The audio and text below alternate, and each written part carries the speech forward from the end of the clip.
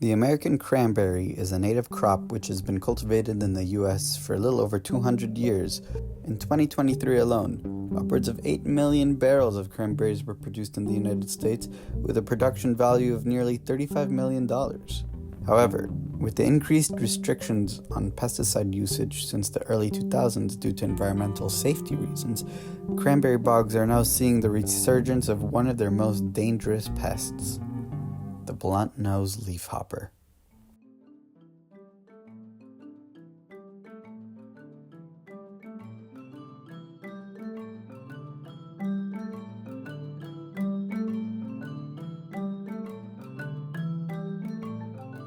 How do you monitor and manage false blossom and blunt-nosed leafhoppers?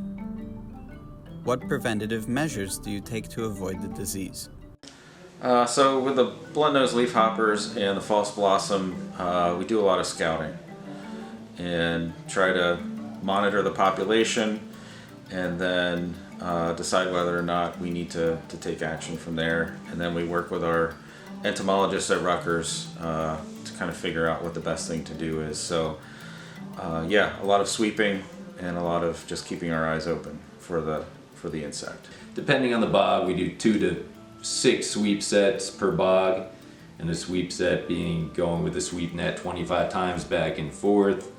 We bag the sample with the blunt-nosed leafhopper being so small, we don't feel super comfortable to be able to do a good count in the field. So we bag them, bring them back here to our office, count them using a microscope if we feel that's necessary, and then we go from there. We decide if we should treat or not based on the amount per sweep set we found. Now that's a whole nother interesting question. What is the threshold for treatment? There's a couple different approaches that we're using right now in terms of the false blossom infected plants. Do we kill the plant?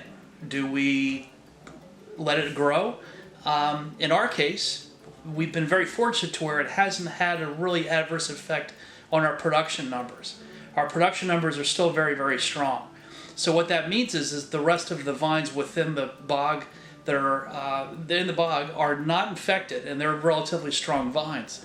So we're at a crossroads to where you have to decide, okay, do we want to kill infected uprights, or do we want to try to do a better job of controlling the leafhoppers to prevent the spread? One of the things that we do typically has been to watch the population.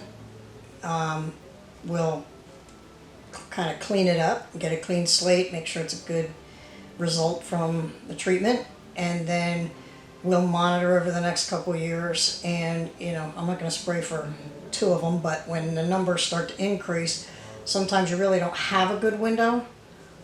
So there's times where we just plan it for the next spring, and we've been running every 4 years or so. We tend to find the populations build up.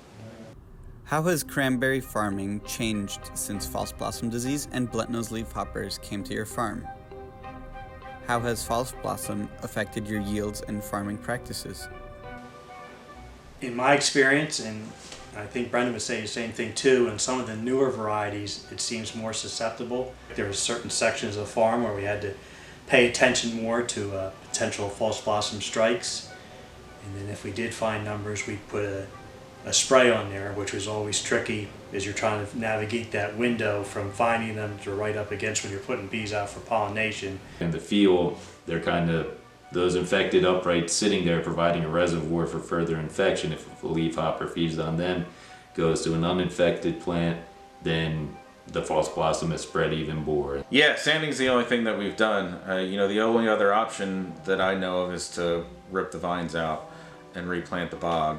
And when you have some false blossom, but it hasn't taken over yet, you still can get fairly decent yields on a bog. As a farmer, what are your priorities for scientific research on false blossom and blunt-nosed leafhoppers? Without a doubt, we have to understand what varieties are appealing to the leafhoppers. That's a big piece. I'm very interested in trying to get a label for something that is environmentally friendly and blunt-nosed leafhopper lethal. How to manage it once you have it. Is there anything you can do to get rid of it, to stop it from spreading, beyond just managing your leafhoppers?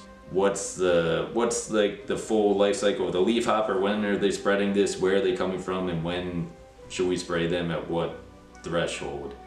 We want to know on the front end how not to have it in the first place. If you could give one piece of advice to farmers who don't have this pest yet, what would it be? My advice to someone that doesn't have it yet would be simply to keep your eyes open and make sure that you are always, scouting, keeping an eye on your blunt-nosed leafhoppers, and looking at your vines to make sure that you don't have it in your bog.